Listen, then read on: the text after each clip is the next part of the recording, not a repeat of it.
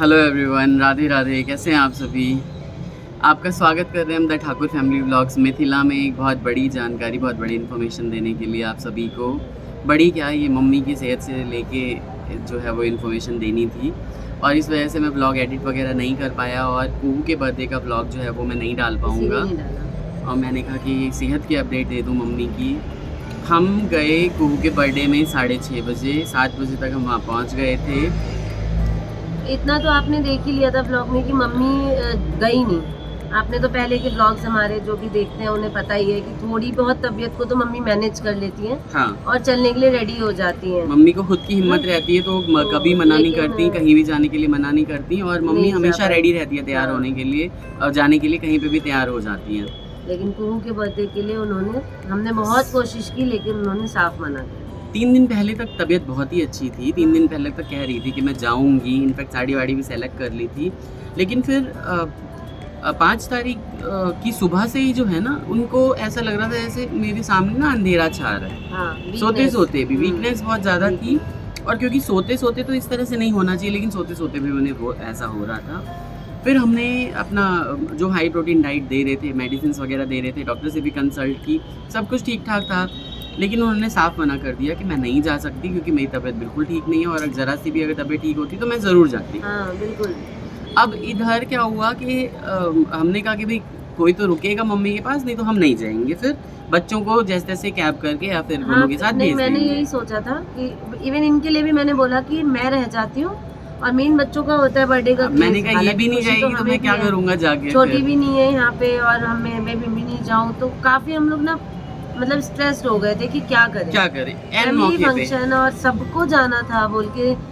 छोटी वैसे ही माइनस में चली गई थी भाई, उसकी सिस्टर का मधुश्रावणी नहीं था तो उनका जाना भी जरूरी था। बिल्कुल रोक नहीं सकते, अभी फैब में शादी हुई थी तो एक ही दिन पड़ गया मधुश्रावणी। और आप लोगों के घर में किस किस के यहाँ मधुश्रावणी हुई थी इस बार के सब मनेले से कहो कमेंट का हमरा सबके तो अपन रिचुअल के सेलिब्रेट करो में दिखावा में बहुत ज़्यादा मन लगे अपना सबके व्लॉग्स में। और हम सब तो जत्ते अपन बहन के भेल तैयार था नहीं ब्लॉगिंग करते रहिए, लेकिन भांजी की, भाई की, सबकी जो है वो ये सारी की सारी चीज़ें हमने दिखाई हैं और बहुत ही अच्छे तरीके से दिखाई हैं। और मैं ब्लॉगिंग नहीं करता था, दीदी ब्लॉगिंग करती थी। जनेऊ का सारा ब्लॉग डला हुआ है कुक एंड ब्लॉग्स में, जहाँ पे जाके देखिएगा। इतना अमेजिंग ब्लॉग है ना, इतना मजा आता है वो ब्लॉग देख अचानक ना हम लोग ऐसे दिन में बैठे रहेंगे और कभी भी चला लेते हैं वो, तो बहुत आनंद आता है, इतना कल की बात है सच में। और इतना अच्छा लगता रहता है कि देखो हमने कितना अच्छे अच्छे मोमेंट्स जो है वो एंजॉय किए हैं साथ में। और मैंने अपने बच्चों का जनेऊ भी इसीलिए कर लिया था जल्दी, क्योंकि मम्मी की तबीयत अच्छी नहीं रहती थी।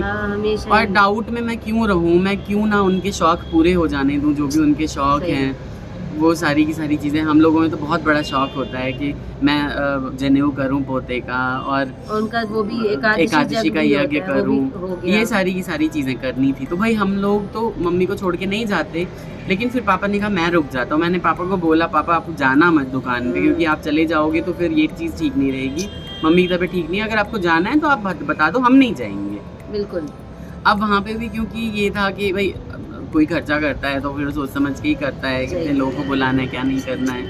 आजकल तो आपको पता ही है कहीं किसी रेस्टोरेंट में कितना ज़्यादा, मतलब बहुत ही ज़्यादा जो है वो घर से बाहर निकलो तो ही यार 500-1000 ऐसे ही चले जाते, नहीं पता चलता। तो रेस्टोरेंट में आप खाना खाते हो तो ऑफ कोर्स मतलब इतना सारा अरेंजमेंट और क्या क्या खर्च किया होगा मुझे नहीं पता, बट देन ऑफ कोर्स क्योंकि मैंने भी छोटे लेवल पे कभी कभी कर रखा है, तो मुझे पता है कि जब छोटे लेवल पे आप इतना करते हो, घर से बाहर कर रखा है, तो ये तो बहुत ही अच्छा खासा है। हाँ राइट, अच्छी पार्टी थी। कार्तिक जब 5 इयर्स का हुआ था तो हमने बाहर सेलिब्रेट किया था बहुत ही अच्छे से।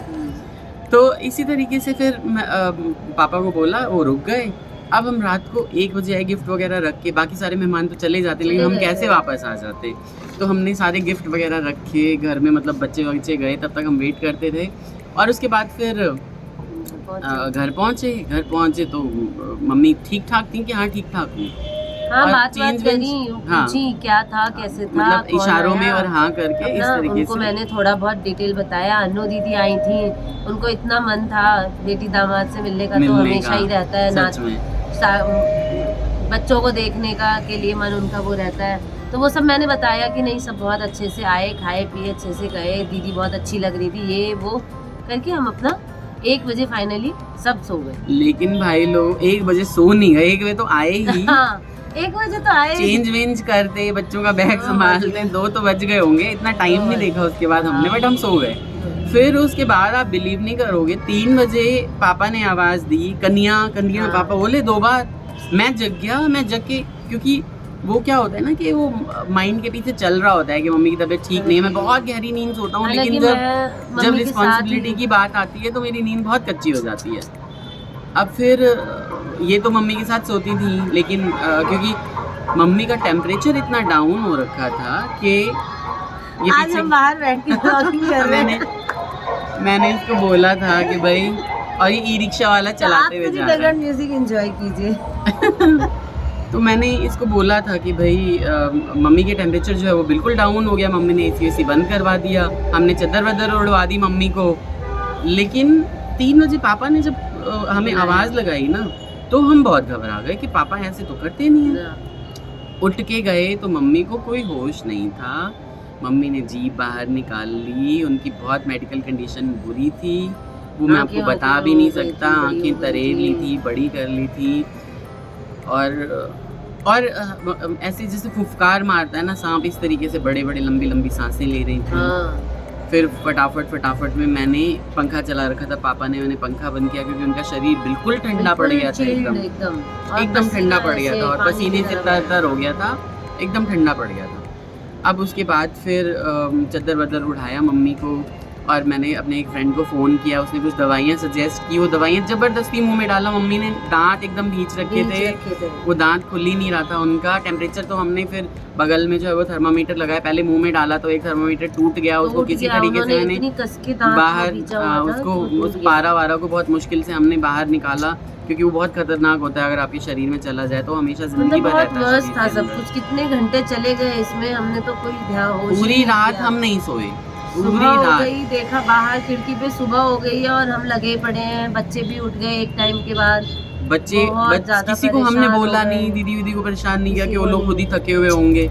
बहुत ही ज़्यादा वर्स्ट कंडीशन थी भाई लोगों, लेकिन श्री हरि विष्णु श्री नारायण की कृपा से 11 बजे दिन में पापा को हमने पूछा, हम तो काफ़ी सारे बातें पूछने लगे, मैं आपको क्या ही बताऊँ व्लॉग में, रोना वोना सब हो गया, ठीक है। उसके बाद ना मम्मी को हमेशा डांटती रहती हूँ कि थोड़ा भी ठीक होती है तो बोलने लगती हैं, ये ऐसे करो वैसे करो, बच्चे क्या कर रहे हैं, खाना दो, खाना खाओ।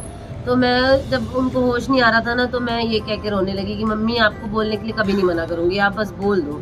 2-3 घंटे हो चुके थे, वो मुँह ही नहीं खोल रही थी, ना आंखें खोल रही थी, आँख खोल रही थी तो अजीब ही तरीके से खोल रही थी, जैसे वो होश में ही ना हो बिल्कुल। वो कंडीशन तो याद नहीं करना चाहते हम लोग, बहुत बुरा कंडीशन हमने देखा, हम वो सिचुएशन से दोबारा नहीं जाना चाहते आगे।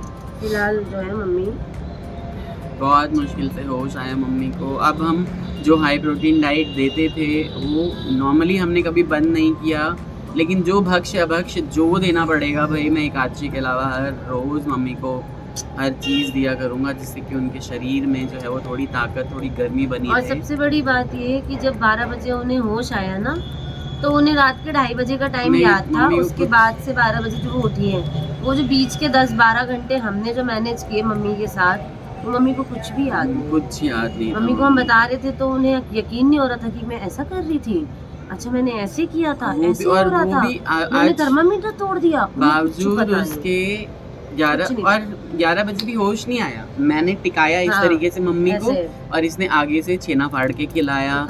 उसके बाद फिर मैंने पपीता खिलाया, फिर मखाने खिलाए, इस तरह की चीजें हमने नींद आंखें नहीं खोली थी उन्होंने, खराटे मार रही थी, खराटों से वो बाहर भी आ रहा था कभी कभी खाना, इस तरीके से मतलब इतना बुरा हाल था मम्मी का, बता नहीं सकता। मुझे लगता है कि बड़े बुजुर्गों का आशीर्वाद अच्छा लगता है, हम लोगों ने किसी का बुरा नहीं किया है, बुरा चाहा भी नहीं है, वो चीज़ें भी लगती हैं क्योंकि मम्मी 15 साल से बीमार है और इसी वजह से वो कल बच गई। बार ऐसे डाउन हो जाती है तो और जब मम्मी को होश आया, जब मम्मी ने मुझे बोला मैं ठीक हूँ बेटा, तो ये बहुत रोए, मुझे बहुत रोना आ गया, मम्मी आप ठीक रहो। आगे बहुत रोए, दीदी का वीडियो कॉल आया, बहुत वो भी मतलब उनके आगे भी रोने लगे, क्योंकि ना बहुत ज़्यादा मम्मी के लिए बहुत ज़्यादा वो रहते हैं फिक्रमंद, अटैच, मतलब दिन रात मम्मी मम्मी मम्मी। अभी घर पे ही रहते हैं, पहले तो होता है ना कि बेटे लोग अपना काम पे चले गए, सारा दिन आए, मम्मी की शक्ल देखी, अपना सो गए।